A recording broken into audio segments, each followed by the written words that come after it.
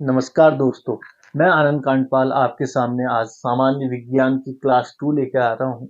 तो आज का टॉपिक क्या होने वाला है? आज का टॉपिक जो है रसायन विज्ञान है और सब टॉपिक का मीन्स जो आज चलेगा हमारा, आज जो हम टॉपिक पढ़ेंगे वो क्या है? परमाणु पदार्थ और अणु के बारे में।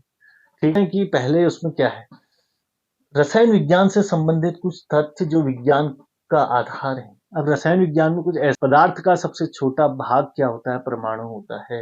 मगर देखो, नवीनतम परिभाषा के अनुसार क्या होता है? परमाणु किसी भी साधारण पदार्थ की सबसे छोटी इकाई घटक है जिसमें एक ही रासायनिक तत्व के गुण होते हैं। मतलब कि उसमें रासायनिक गुण एक ही तत्व के होंगे। कहने अगर मैं एक ऑक्सीजन का परमाणु यहाँ पर लेता हूँ और एक लेता हूँ किसका, नाइट्रोजन का, तो दोनों गैसेज हैं। मगर गैसेज है तो भौतिक गुण तो समान है मगर रासायनिक गुण समान नहीं है। जो परमाणु होता है उसमें जो पारंपरिक परिभाषा है, उसमें जो नई परिभाषा है, जो नवीनतम परिभाषा है, उसमें ये ऐड करना जरूरी है कि उनके रासायनिक गुण क्या होने चाहिए? समान होने चाहिए। अब देखो, परमाणु में क्या होता है बेटा?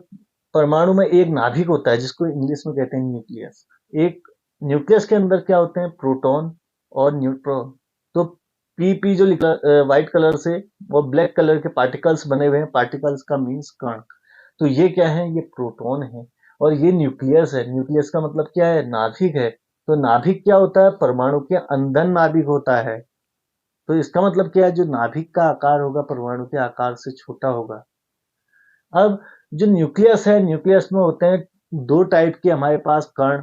वो होते हैं प्रोटॉन और न्यूट्रॉन। और इलेक्ट्रॉन देख रहे हो ना बेटा, ये कक्षाएं। और ये कक्षाएं क्या हैं? यहाँ पर इलेक्ट्रॉन मूव करते हैं, मतलब अपनी गति करते हैं। इलेक्ट्रॉन क्या हुए कि नाभिक के चारों ओर चक्कर लगाने वाले कणों को क्या कहते हैं? इलेक्ट्रॉन कहते हैं। अब आपसे कोई कहता है प्रोटॉन क्या है, तो नाभिक के अंदर स्थित धनावेशित कणों को हम क्या कहते हैं? प्रोटॉन कहते हैं। न्यूट्रॉन किसे कहते हैं? नाभिक के अंदर उपस्थित जिसमें कोई भी आवेश ना हो उसको कहते हैं न्यूट्रॉन। ठीक है बेटा। और इलेक्ट्रॉन में कौन सा आवेश होता है? इलेक्ट्रॉन में ऋणात्मक होता है। नेक्स्ट फैक्ट क्या है? परमाणु से संबंधित कुछ तथ्य। तो परमाणु के अंदर तीन तत्व होते हैं जो निम्न है। वो क्या क्या है? इलेक्ट्रॉन, प्रोटॉन और न्यूट्रॉन। उससे संबंधित तथ्य। अब मैं क्या कर रहा हूं कि इलेक्ट्रॉन, प्रोटॉन और न्यूट्रॉन की खोज किसने की? सिंपली बता रहा हूं। जो इलेक्ट्रॉन की खोज की थी वो की थी थॉमसन या थॉमसन ने। और दोनों एक ही नाम है बेटा। ऐसा नहीं किया है कि दो वैज्ञानिक हैं, नहीं। थॉमसन भी लिखा रहता है बहुत से बुक्स में, कोई बुक्स में थॉमसन भी लिखा रहता है। ठीक है। अब प्रोटॉन की रदरफोर्ड ने, और जो न्यूट्रॉन थी उसकी किसने की थी? चैडविक ने। अब आप लर्न करने की मेथड आपके पास, मैं आपको एक ट्रिक बता रहा हूं कि इसको लर्न कैसे रख सकते हैं। याद रखिए, कण एवं उनके आविष्कारक। अब कण और आविष्कारक को याद करने के लिए मैंने एक ट्रिक बना दी है। वो क्या है? ईटो। ईटो पर नाचो।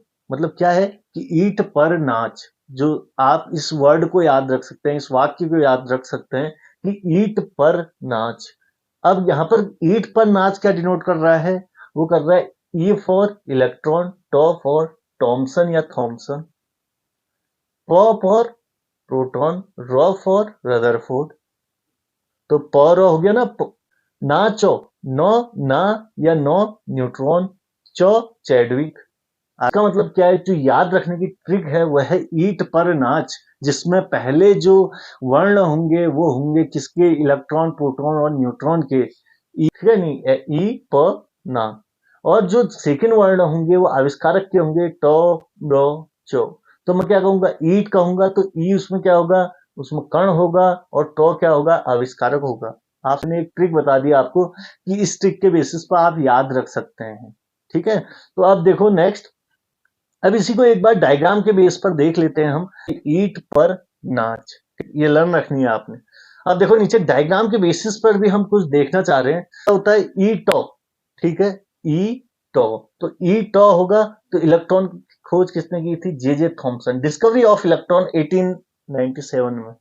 ठीक है। लिखा जो डायग्राम क्रिएट किए हैं वो ईट की तरह किए हैं। ईट की तरह मतलब ईट एक के ऊपर एक रखी जाती है ना, तो इसी टाइप का डायग्राम आता है। मैं दिखाता हूँ आपको पूरा। ये देखोगे ईट के बेसिस पर, ईट के ऊपर ईट रख रहे हैं तो क्या हो जा रहा है हमारे पास? वो एक डायग्राम बना दिया है मैंने उसी के बेस पर।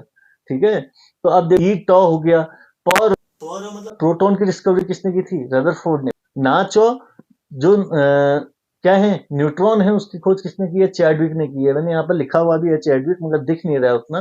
तो ईट पर नाच का मीन्स आप समझ चुके हो, मतलब कि इलेक्ट्रॉन की डिस्कवरी किसने की, प्रोटॉन की डिस्कवरी किसने की, और न्यूट्रॉन की डिस्कवरी किस। तो आज के लिए हम इतना ही करेंगे। क्या है, इलेक्ट्रॉन में कौन सा आवेश होता है? ऋणावेश।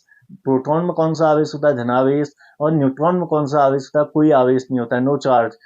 ठीक है। उसके बाद हमने तो क्या हुआ, मैंने इसके लिए ट्रिक बताई आपको, ईट पर नाच। तो इसी के बेसिस पर मैंने डायग्राम भी बता दिया आपको, तीनों साइंटिस्ट दिखा दिए हैं जिन्होंने इलेक्ट्रॉन, प्रोटॉन और न्यूट्रॉन की डिस्कवरी की। कल हम पढ़ेंगे कि इलेक्ट्रॉन, न्यूट्रॉन और प्रोटॉन में कितना चार्ज होता है, कितना मतलब कि जैसे इलेक्ट्रॉन पर चार्ज होता है, कितना होता है? 1.6 इंटू 10⁻⁹ कूलम। तो ये सभी चीजें हम पढ़ेंगे कि इलेक्ट्रॉन में इतना चार्ज है, प्रोटॉन में इतना चार्ज है, और न्यूट्रॉन में इतना चार्ज है, और वेट कितना है इनका। वेट जैसे क्या होता है, इलेक्ट्रॉन का वेट कितना होता है? 9.10 इंटू 10⁻31 केजी। तो ये सभी चीजें पढ़ने वाले हैं हम, डायमेट्रिकली फॉर्म में पढ़ने वाले हैं, जिससे कि आपको लर्न हो जाए सही से। ठीक है। कर्ण और जो मैंने अभी परमाणु बताए ना आपको, वो इंपॉर्टेंट फैक्ट थे।